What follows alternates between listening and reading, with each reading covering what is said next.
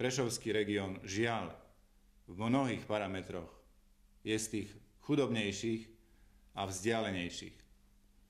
Súvisí to aj s 12 rokmi regionálnej samosprávy, tak ako je tu reprezentovaná dnešnou mocou. Stretávam sa s mladými ľuďmi. Aj títo mi dali jasne najavo, že chcú tú zmenu. Že jednoducho aj potrebujú tú zmenu, pretože tu nevidia tie príležitosti.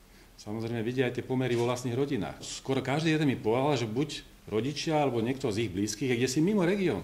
V Anglicku, v Írsku. Ja budem chcieť, aby konkrétni ľudia dostali konkrétne kompetencie. Určite rátame s podpredsedami.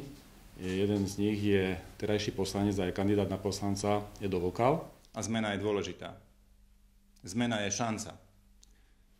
Preto Koalícia za zmenu a kandidát zmeny Ján Hudáčsky je ponukou pre novú perspektívu.